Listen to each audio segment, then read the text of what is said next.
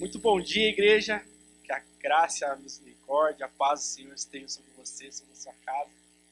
Amém. Sou muito feliz de poder estar trazendo a palavra aqui nesta manhã. Como o Daniel falou, a gente caminha junto aí já há um tempão. O Daniel foi uma pessoa muito importante no meu processo de conversão. Aprendi muito com esse cara. E hoje eu me sinto muito feliz e honrado de poder estar aqui também compartilhando um pouco daquilo que o Senhor tem colocado no meu coração. Pessoal, igreja do Senhor, você que trouxe uma Bíblia, abra no Evangelho de João, versículo 14.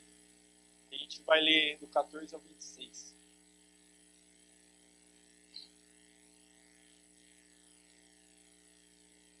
Enquanto os irmãos vão procurando aí o texto, gostaria de dar uma breve introdução a respeito dos evangelhos. Não sei se todos vocês conhecem, mas nós temos 4 evangelhos na Bíblia e cada um deles apresenta Cristo de uma maneira. O evangelho de Mateus vai apresentar Jesus como um rei prometido a Israel. O evangelho de Marcos vai apresentar Jesus como um servo de Deus. O evangelho de Lucas vai apresentar Jesus como filho do homem, dando uma ênfase à humanidade de Cristo. E o evangelho de João ele vai apresentar Jesus como o próprio Filho de Deus, dando uma ênfase na divindade de Cristo. Amém? Então vamos ler aqui o que João escreve no seu evangelho, no capítulo 7, versículo 14. Quando a festa estava na metade, Jesus subiu ao templo e começou a ensinar. Os judeus ficaram admirados e perguntaram: como foi que esse homem adquiriu tanta instrução sem ter estudado? Jesus respondeu: o que eu ensino não procede de mim, mas vem daquele que me enviou. Se alguém decidir fazer a vontade de Deus, saberá se o meu ensino vem de Deus ou de fato falo por mim mesmo. Aquele que fala por si mesmo busca a sua própria glória, mas aquele que busca a glória de quem o enviou é uma pessoa verdadeira e não há nada de falso a seu respeito. Moisés não deu a lei a vocês, no entanto, nenhum de vocês obedece a ela. Por que procuram me matar? Você está endemoniado, respondeu a multidão. Quem está procurando matar você? E Jesus disse: fiz milagre e todos vocês estão admirados. Porque Moisés deu a vocês a circuncisão, embora na verdade ela não tenha vindo de Moisés, mas dos patriarcas. Vocês circuncisam no sábado. Ora, se o menino pode ser circuncidado no sábado, para que a lei de Moisés não seja quebrada, por que vocês ficam cheios de ira contra mim por ter curado alguém completamente no sábado? Não julguem apenas pela aparência, mas façam julgamento justo. Então, alguns dos habitantes de Jerusalém começaram a perguntar: não é esse homem que estão procurando matar? Aqui está ele falando publicamente e não lhe dizem nada. Será que as autoridades chegaram à conclusão de que ele realmente é o Cristo? Meus irmãos, antes de a gente fazer o desenvolvimento dessa mensagem, eu gostaria de fazer 2 perguntas. Vocês não precisam me responder, apenas eu não quero trazer aqui, não me entendam mal, como um confronto, como uma acusação, mas eu quero trazer isso para que a gente faça uma reflexão nesta manhã. A primeira pergunta é: nós cremos em Jesus? Não precisa responder, apenas faça essa reflexão. Será que eu creio em Jesus? E a segunda reflexão que eu gostaria de trazer aqui no início dessa mensagem é: quanto de verdade há em nós quando nós falamos que nós cremos em Jesus? Quanto de verdade há em nós quando nós falamos que nós cremos em Jesus? Quando nós lemos os primeiros capítulos de João, nós vamos entender o contexto do que está acontecendo aqui. Essa passagem ela acontece na festa de Pentecostes. A festa de Pentecostes era uma festa judaica que celebrava a saída do povo de Jerusalém, do Egito, a peregrinação do povo no deserto. Desculpa. Então, o pessoal, os judeus naquela época se reuniam e celebravam relembrando esse acontecimento. Então, aqui a gente, só para ter um contexto, Jesus ele está ensinando na festa de Pentecostes, onde a Bíblia não deixa claro, mas talvez em sua maioria seriam judeus que estavam reunidos ali. E um outro ponto que a gente consegue observar é que havia divisão entre a multidão. Existiam pessoas que acreditavam que Jesus era o Cristo e também existiam pessoas que acreditavam que Jesus era alguém que estava enganando as pessoas. Quando a gente começa a ler o livro do Evangelho de João, uma das coisas que a gente nota desde o primeiro capítulo é a importância que João tem de mostrar Cristo como Filho de Deus.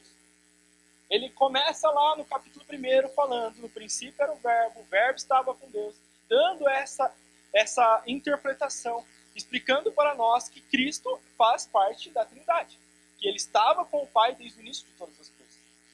Então, a gente consegue observar dentro da escrita de João essa ênfase, olha, que Cristo era realmente Filho de Deus, Cristo era aquele que os profetas haviam prometido. Então João fala isso com muita clareza. Isso fica muito claro para nós. Desde o início a gente consegue observar isso. E à medida com que a gente vai lendo o Evangelho de João, ali no capítulos 2, 3, 4 e assim por diante, já começam a ser relatados os milagres de Jesus. Tem um relato de Jesus curando a mulher de Samaria, a mulher do fluxo de sangue. Tem um relato de Jesus libertando muitos endemoniados. E um que dá o contexto do que está acontecendo aqui é Jesus curando um homem paralítico no tanque de Betesda. Um homem que era paralítico há 38 anos. Para você que está anotando, essa passagem está em João 5, do 1 ao 30. Tem ali o relato dessa cura. E uma coisa que a gente pode notar, depois desse capítulo 5 de João, até chegar aqui nessa parte, que a partir desse acontecimento, de Jesus curando um homem no tanque de Betesda, os judeus começaram a perseguir Jesus. Eles perseguiam Jesus porque Jesus fazia milagres, maravilhas nos sábados, e também porque Jesus afirmava com muita frequência que ele era Filho de Deus, que ele era o próprio Deus, que ele e o Pai eram um só. E isso causou muita ira diante dos judeus, porque para eles isso era uma blasfêmia. Como pode esse homem se chegar a nós e falar que ele é o Filho de Deus? Como que pode esse homem chegar aqui agora, depois de tudo que nós temos dos profetas, e falar, eis que eu sou aquele que foi prometido e tudo mais que a gente consegue ler nos evangelhos. Então isso causou muita ira nos judeus, e a partir de então os judeus começaram a perseguir Jesus. Jesus estava aqui numa festa, no capítulo 7, como eu disse, a festa do tabernáculos, desculpa, eu tinha falado que foi a festa dos tabernáculos.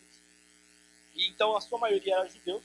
A Bíblia não deixa muito claro a respeito disso, mas provavelmente quando a gente lê ali no versículo 14, que diz que Jesus se achegou à festa quando estava na metade, na minha imaginação santificada, eu imagino que seria porque Jesus estava sendo perseguido pelos judeus, então para não chamar tanta atenção, ele chega na metade. Mas o ponto que eu gostaria de trazer para a nossa atenção nesta manhã é o seguinte: por que os judeus perseguiam Jesus por ele ter curado um homem no sábado? Para quem não se recorda, Moisés, lá no livro de Êxodo, ele disse que era uma ordenança do Senhor que no sábado não fosse feito nada. Que o sábado era para ser um dia consagrado ao Senhor, um dia de descanso. Então, quando os judeus viram aquele homem carregando a maca, e após ser curado, eles já ficaram, de certa forma, assim, revoltados, porque, meu irmão, hoje é sábado, esse dia é consagrado ao Senhor, você não deveria estar fazendo nenhum serviço. Mas aquele homem diz, o homem que me curou mandou eu fazer o quê? Pegar a minha maca e sair andando. Ele deixa muito claro isso lá no capítulo 5. O homem que me curou. Então, aquele homem não estava querendo desrespeitar a ordenança de Deus, sendo que foi o próprio Deus, encarnado em Jesus, que falou para ele, pegue a sua maca e ande. Os judeus, não conseguindo compreender ainda essas coisas, eles ficaram irados com Jesus, porque falavam assim, cara, como que pode esse homem fazer um serviço no sábado? Porque eles não tinham essa clareza de que Cristo era o próprio Deus, Jesus era o próprio Deus encarnado, ali no meio deles.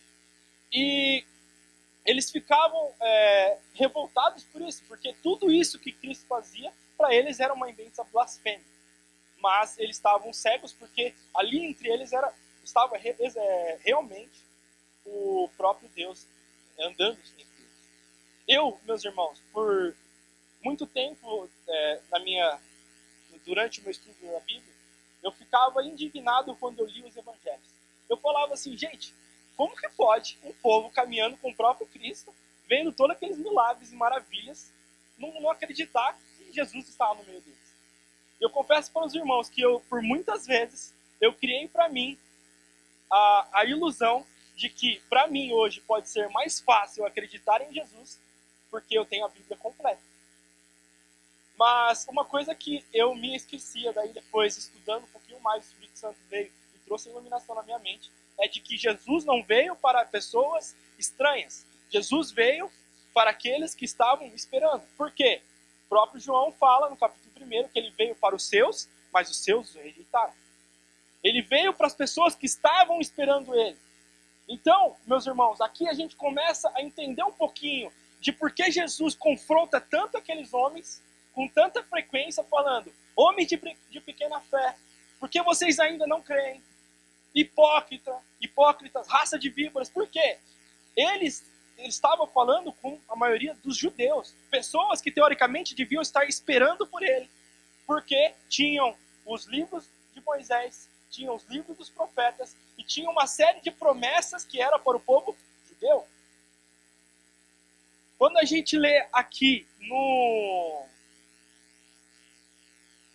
capítulo 14, no capítulo 7, versículo 15, a gente vê o seguinte: os judeus ficaram admirados e perguntaram como esse homem adquiriu tanta instrução sem ter estudado.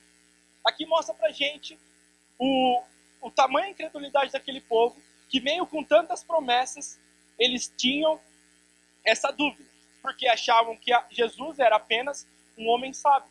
Jesus era apenas alguém que tinha uma grande sabedoria e ensinava com uma certa eloquência. Mas na verdade não é isso. Porque se a gente, voltando um pouquinho ali nos capítulos anteriores, principalmente ali no capítulo 5, verso 45, depois que os judeus começaram a perseguir Jesus, Jesus começou a confrontar eles, falando que eles não criam nem em Moisés. No capítulo 5, verso 45, diz assim: contudo, não pense que eu os acusarei diante do Pai. Quem os acusa é Moisés, em quem vocês põem a sua esperança. Naquele momento, para aquelas pessoas, Moisés era o cara. Não que Moisés não tenha sido usado muito, muito pelo Senhor. Foi sim, foi realmente uma ferramenta na mão do Senhor, um homem de Deus. Mas ali diante deles estava o próprio Deus. E a consideração deles estava maior em Moisés naquela época. Porque eles estudavam minuciosamente a palavra, mas eles não a viviam, não a praticavam. Então eles só tinham a palavra salva no conhecimento, na mente, mas não tinham a palavra no coração. Eles não praticavam, eles não tinham aquela estima verdadeira pela palavra. E Jesus continua dizendo o seguinte: porque se vocês crescem em Moisés, creriam em mim, porque ele escreveu ao meu respeito.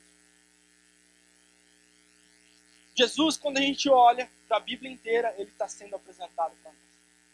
Tudo que Moisés escreveu, Jesus disse que ele escreveu ao meu respeito, porque nas entrelinhas ele estaria dizendo assim: Moisés escreveu ao meu respeito porque eu sou o próprio Deus, estou aqui diante de vocês.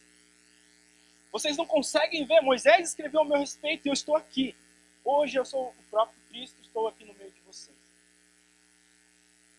E por isso que ele criticava todas as pessoas. Porque as pessoas tinham a palavra de Deus pregada nas sinagogas todos os finais de semana, todos os sábados. Então não era por falta de conhecimento, pelo contrário, havia uma hipocrisia naquele povo. E aquele povo não tinha a sua fé fundamentada em Deus, mas pelo contrário, era um povo hipócrita que não seguia a palavra. E meus irmãos, por que eu trouxe essa reflexão para nós nessa manhã? Porque eu não trago isso como uma acusação para nós, mas eu trago isso verdadeiramente para uma reflexão. Quanto de verdade há em nós quando nós falamos que nós cremos em Jesus? Será que nós nos comportamos, vivemos, agimos como os discípulos de Cristo, verdadeiros e autênticos? Ou será que muitos de nós, nessa manhã, ou durante os dias, não sei, podemos assumir esse comportamento de pessoas que podem até levantar as suas mãos, falar que creem em Jesus, que acreditam nele, que Deus é bom, olha, você precisa conhecer Jesus, hein? Jesus é um cara da hora. Mas quando a gente precisa ter um posicionamento de fé, nós não conseguimos caminhar. Não trago isso, meus irmãos, como uma acusação, mas é como um ponto de reflexão para nós nessa manhã. Quanto de verdade há na nossa fé? O tema dessa palavra é justamente esse: a fé em Jesus. Paulo diz na carta aos Romanos que a fé vem pelo ouvir e pelo ouvir a palavra de Deus. Aquelas pessoas, interessante que aquelas pessoas, elas ouviam a palavra de Deus, porque a palavra de Deus era pregada nas sinagogas, mas elas não praticavam. Eu gostaria de trazer aqui a atenção da gente para esse ponto. Por quê? Não adianta nada estudar a Bíblia inteira 100 vezes no ano, ler ela em uma semana, se eu não consigo praticar nem sequer um versículo. Meus irmãos, eu gostaria que nós nos atentássemos a isso nessa manhã. A minha fé está realmente fundamentada em Jesus. A minha fé está realmente fundamentada nas coisas que não se veem. A minha fé está realmente fundamentada naquele que é autor e consumador da nossa fé verdadeiramente. Ou, por alguns momentos, nós nos deixamos levar e a nossa fé fica fundamentada naquilo que eu vejo.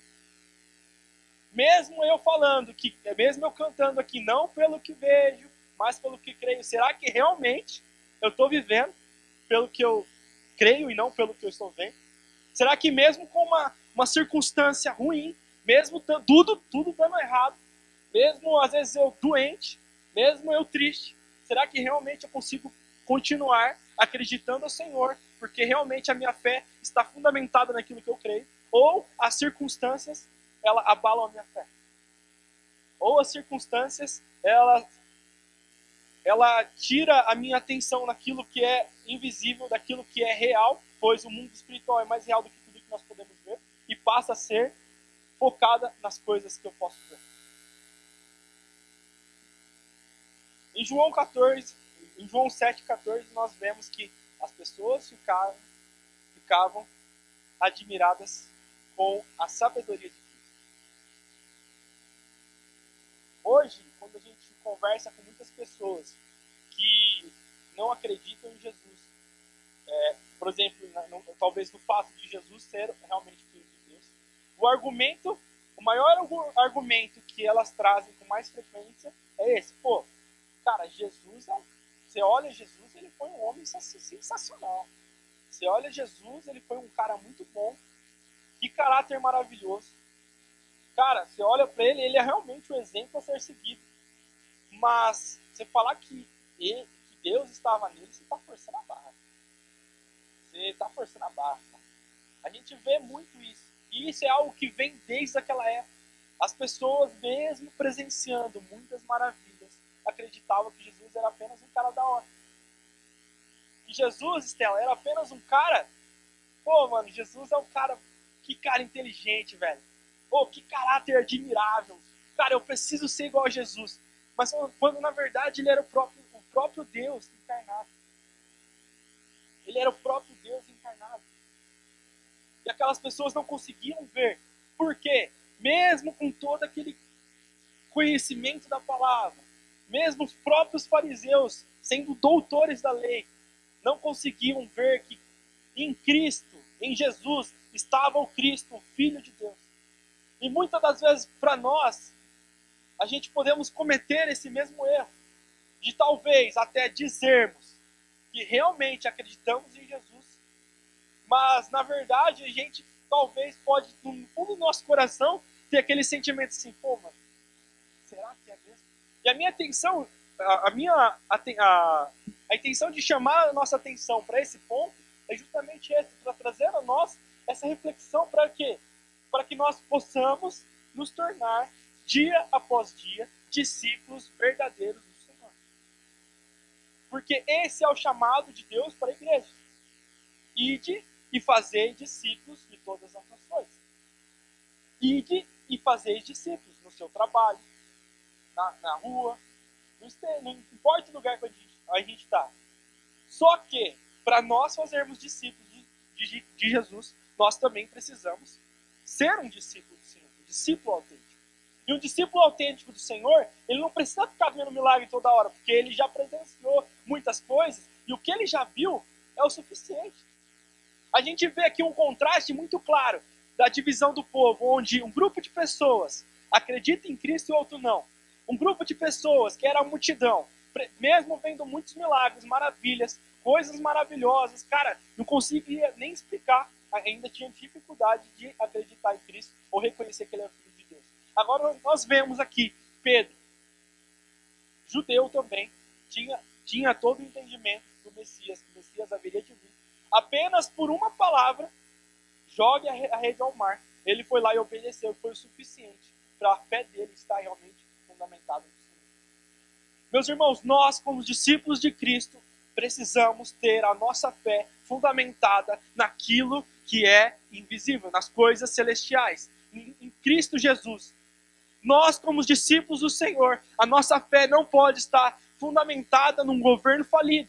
Nossa fé não pode estar fundamentada numa circunstância desfavorável, mas pelo contrário, a nossa fé tem que estar fundamentada naquele que tem um nome, sobre todo nome, naquele que venceu a morte, naquele que está vivo, que está à direita do Pai e que um dia vai voltar para nos buscar.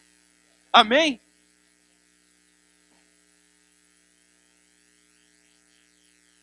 Então, as pessoas achavam que Cristo era somente uma mensagem, quando na verdade ele era muito mais do que isso.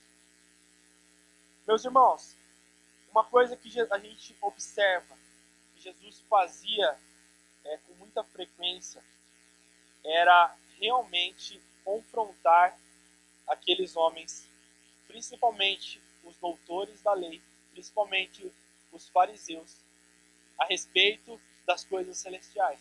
Porque aqueles homens tinham o estudo da palavra assim, ó, um dia. Aqueles homens estudavam a Torá, aqueles homens estudavam os livros dos profetas, mas o próprio Cristo fala que eles tinham a lei de Moisés, mas eles não a praticavam.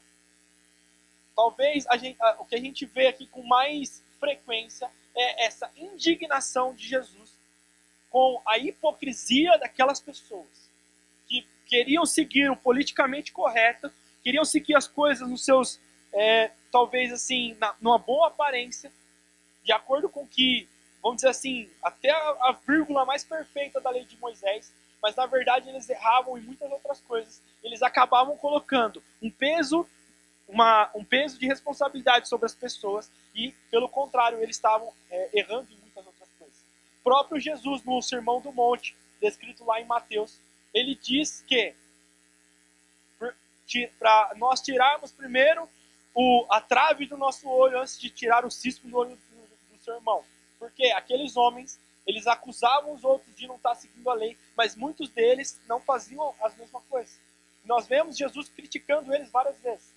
E isso serve de alerta para nós muitas das vezes, porque nós podemos entrar em um lugar, talvez, de julgamento, de classificar os irmãos de bons e ruins, crente bom, crente ruim, quando na verdade a nossa preocupação deveria ser, todos os dias, dobrar os nossos joelhos e perguntar: Senhor, eu sou um crente bom ou um crente ruim? Senhor, há verdade naquilo que eu canto? Senhor, as minhas orações são realmente sinceras? Senhor, sonda o meu coração e vê se há em mim um coração puro ou se o meu coração é mau, o meu coração quer fazer as coisas que não te agradam. Isso aqui serve de alerta para nós, para a nossa conduta, como que ela deve ser. Para a nossa conduta, que deve ser a seguinte: nós devemos nos achegar ao Senhor com a nossa fé nele. Eu creio em Deus porque é necessário que aqueles que se achegam a Deus creiam que ele existe. Creio em Deus com fé, porque assim com fé, a única forma de eu me chegar a ele. E quanto mais eu achego nele, quanto mais a minha fé é fortalecida no Senhor, mais eu vou sendo transformado em quem ele é. Eu vou deixando de lado as minhas deficiências, eu vou deixando de lado a maldade que pode haver em mim para receber aquilo que é dele, para receber a bondade que é em Cristo, para receber a santidade do Senhor na minha vida e para viver de acordo com aquilo que Ele diz na palavra dEle. Quanto de verdade há em nós quando nós falamos que nós cremos em Jesus? Meus irmãos, eu vou falar isso porque eu quero que isso aí grave no seu coração. Eu vou falar um monte de vezes porque eu quero que isso grave no seu coração. Com a graça de Deus, você não vai nem dormir essa noite, porque de tanto você vai ficar pensando nisso que eu estou te falando. Quanto de verdade há em nós quando nós falamos que nós cremos em Jesus?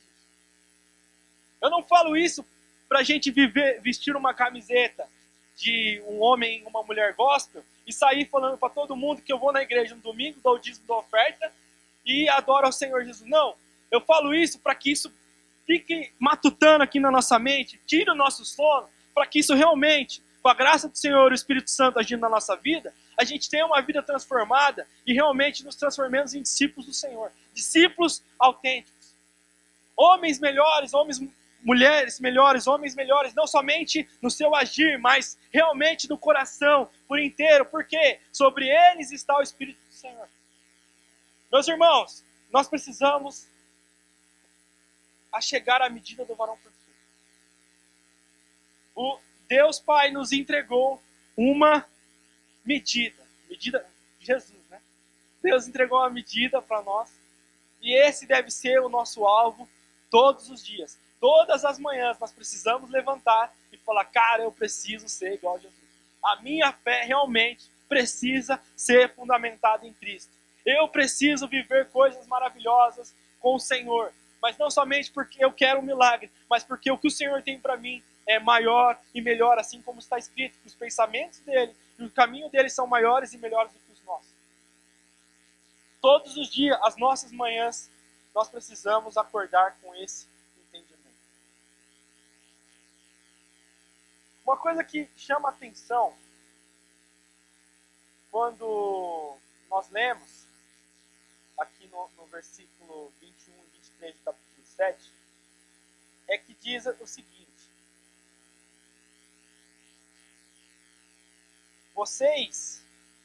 fiz um milagre e todos vocês estão admirados.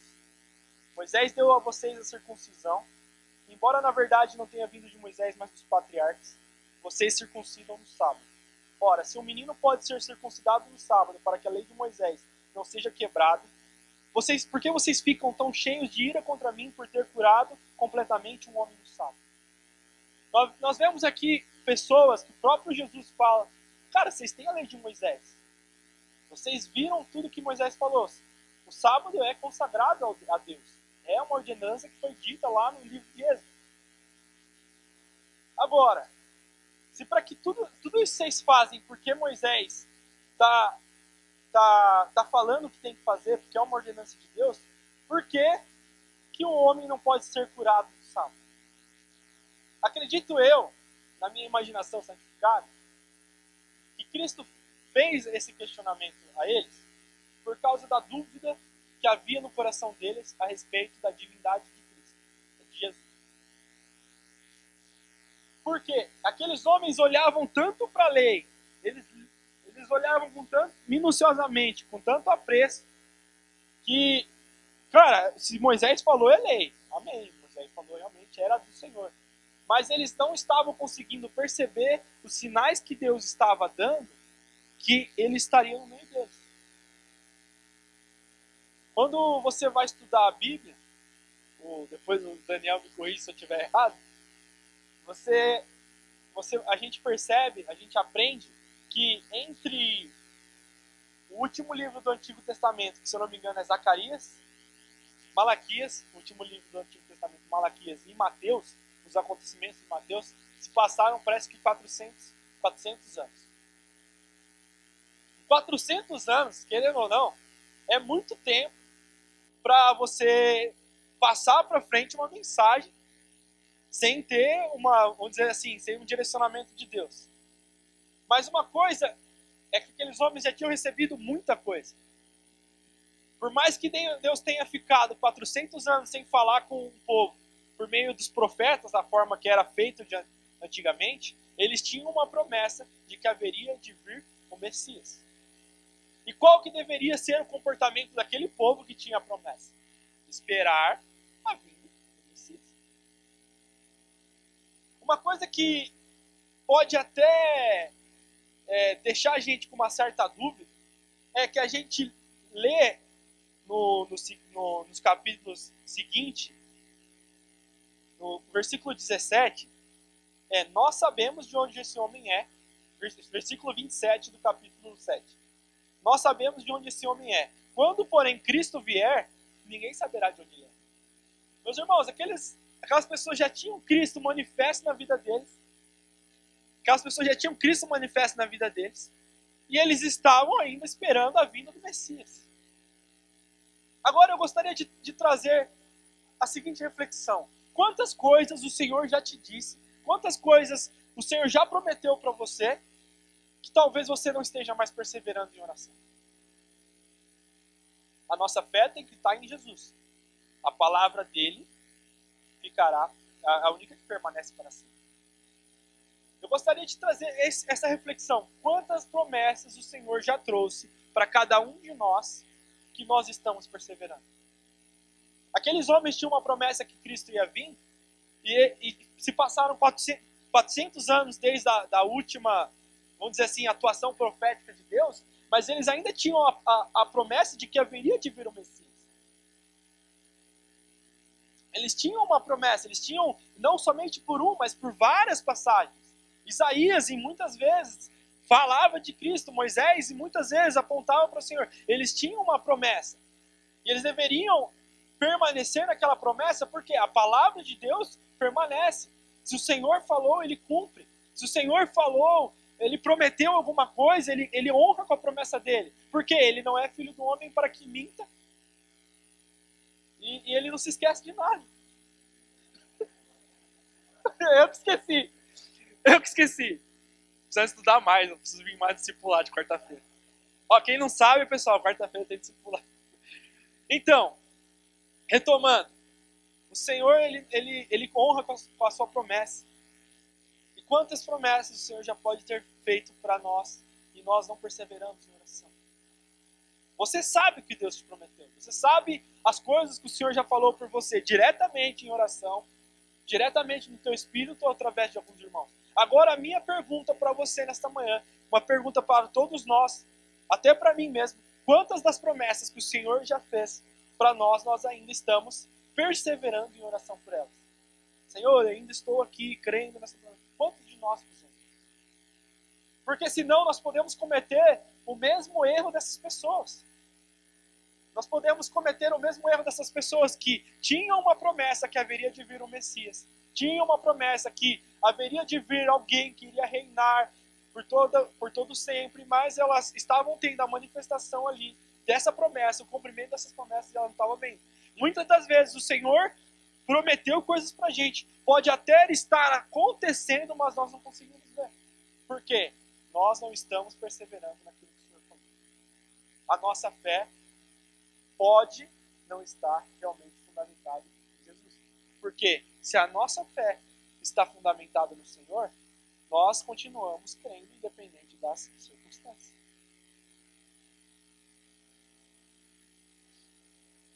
Vou tomar um pouco d'água aqui. Aplauda o Senhor, glorifica a Deus.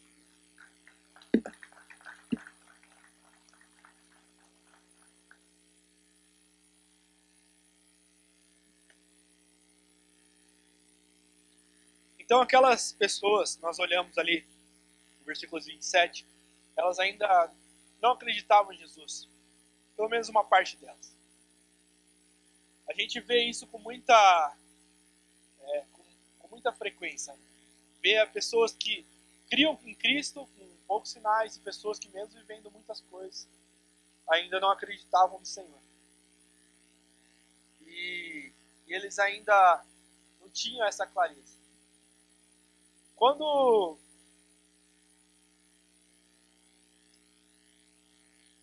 a gente olha aqui, uma coisa que chama a atenção também, é que no versículo 20, algumas pessoas dizem, você está endemoniado? Respondeu a multidão, quem está procurando matar você? E depois no versículo 25, a gente vê, alguns dos habitantes de Jerusalém começaram a perguntar, esse é o homem que estão procurando matar? Ou seja, nós vemos ali que tinha um grupo de pessoas que estava atento às coisas, que elas já tinham vivenciado alguns milagres, e tinha um grupo de pessoas que ainda talvez estava conhecendo a Cristo pela primeira vez. A Bíblia não deixa isso claro. Mas nós vemos ali uma multidão. O que é a multidão? Ela era uma multidão que tinha vivenciado diversas experiências. A multidão poderia ter ali pessoas que estavam com Jesus há um dia, visto ele ali naquela festa dos tabernáculos pela primeira vez, ou poderia ter pessoas ali que estavam com Jesus já há muito tempo. A Bíblia não deixa isso claro para a gente. Mas o que a gente observa? Que não interessa se você tem 1 ano que você frequenta a igreja, ou se você tem 50 anos que você frequenta a igreja, se a sua fé não está fundamentada verdadeiramente em Cristo, você vai ter dificuldade em entender talvez coisas básicas do Evangelho. Porque o homem espiritual, ele discerne as coisas espiritualmente. Diante disso tudo que eu falei até agora, fica um outro questionamento para a gente. Quem somos nós no meio da igreja? Porque ali tinha os discípulos com ele, que ele estava sentado com os discípulos, mas também tinha a multidão. E muitas das vezes nós podemos até conviver com pessoas que as pessoas elas podem ter um comportamento de multidão. Mas o nosso chamado é qual? É para ser discípulos do Senhor. Então a nossa preocupação deve ser essa. Eu preciso ser um discípulo de Deus. E o que eu gostaria que a gente refletisse nessa manhã? Quem somos nós? Eu já trouxe esse questionamento de quanto de verdade há em nós quando nós falamos que nós queremos em Jesus. E agora o que eu gostaria de fazer essa reflexão? Quem somos nós? Será que nós realmente chegamos à medida de discípulos do Senhor? Ou ainda nós estamos nessa medida da multidão? De homens e mulheres que presenciam algumas coisas, mas ainda têm dificuldades de entender, nossa, será que esse cara é o Cristo verdadeiramente? Meus irmãos, como eu já comentei, o nosso chamado é para nós sermos iguais a Jesus. Tudo na nossa vida vai acabar apontando para Cristo. Tudo na nossa vida, de alguma forma, vai acabar convergindo em Jesus. Se nós trabalhamos para a glória de Deus. Se nós vivemos para a glória de Deus. Tudo na nossa vida, de alguma maneira, vai glorificar o Senhor. E esse deve ser o caminho que a gente tem que seguir. Então nós temos aqui nos Evangelhos Cristo apresentado para nós de uma forma muito prática. E nas cartas depois dos apóstolos, nós temos a aplicação de Cristo. Temos como nós podemos viver de acordo com aquilo que o Senhor ensinou e de como nós podemos nos tornar verdadeiramente discípulos de Deus. E um dos pontos que eu gostaria de trazer para nós, de como viver igual a Cristo, de como nos tornar como Cristo, é justamente esse. O primeiro ponto, a nossa fé tem que estar fundamentada nele. Porque ele é o começo de todas as coisas. Deus, todas as coisas começaram dele. Por meio dele, tudo que nós vemos foi feito. Então, a nossa fé tem que estar fundamentada nele. E o Pai nos apresenta o Filho como um modelo para nós nos tornarmos. E é pela forma com que o Filho faz, nós devemos fazer novamente para nos achegar ao Pai. Porque ninguém vai ao Pai se não for pelo Filho. Meus irmãos, eu falo assim, que a nossa fé tem que estar fundamentada em Jesus, porque sem a nossa fé estar fundamentada em Jesus, nós não conseguimos alcançar o Pai. Porque o Pai mandou o Filho para que a distância, a barreira que existia entre Deus e a humanidade por causa do pecado fosse quebrada. E o próprio Cristo nos diz, ninguém vai ao Pai se não for por mim. Então, meus irmãos, o primeiro ponto é esse. A nossa fé deve ser fundamentada em Cristo. E o segundo, o próprio Senhor Jesus nos chama para sermos parecidos, iguais a Ele, para vivermos iguais a Ele. Então, o que eu gostaria que que todos nós refletíssemos, olhássemos para os evangelhos, observássemos como Jesus viveu e buscássemos diariamente alinhar a nossa vida com o padrão que o Senhor Jesus deixou para nós. Que possamos buscar viver como Ele viveu. Nós não fomos chamados, meus irmãos, para sermos apenas ouvintes, para apenas frequentar um lugar, apenas ir lá, cantar, levantar a mão, dar paz do Senhor para o outro irmão. Não, o Senhor nos chamou para realmente conhecê-lo verdadeiramente e, por meio dele, conhecer ao Pai.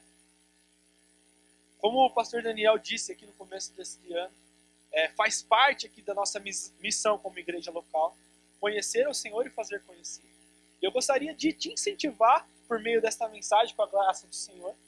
A minha oração é essa, para que o Senhor toque no seu coração, que você possa ter essa fome, todos nós possamos ter essa fome de conhecer ao Senhor e prosseguir em conhecer ao Senhor mais aflorado, que nós possamos ter diariamente uma fome insaciável da leitura da palavra, que a gente possa acordar realmente de madrugada e falar: Senhor, eis-me aqui, eu quero realmente ter um relacionamento com o Senhor, para que nós não venhamos viver um evangelho medíocre que é apresentado em muitas igrejas, em muitos locais por aí, onde Jesus já morreu por mim, eu não preciso fazer mais nada. O próprio Senhor fala que se nós esperássemos as coisas somente para essa era, nós seríamos os mais miseráveis dos homens, e não é sobre isso. O viver com Cristo, a fé em Jesus, elas diz respeito às coisas celestiais, às coisas eternas, aquilo que o Senhor tem preparado para nós na eternidade. Nós fomos chamados para ser iguais a Jesus. Nós fomos chamados para fazer as mesmas coisas que Ele fazia, para ter o mesmo comportamento que Ele teve.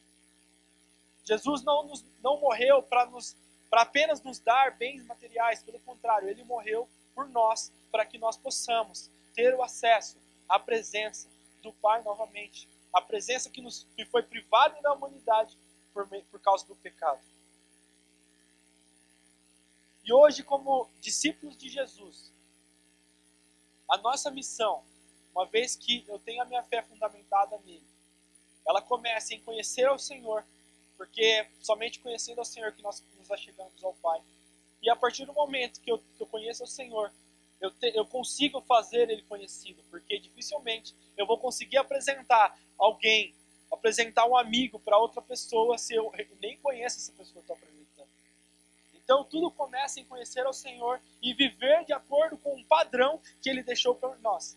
E a partir desse momento a gente passa para diante tudo aquilo que o Senhor tem nos ensinado. Que a nossa fé esteja nele. Cristo morreu por nós, para que nós possamos acessar a presença do Pai novamente, para que nós possamos viver a eternidade, para que nós possamos nos relacionar com Deus. E essa deve ser a base da nossa fé em Cristo.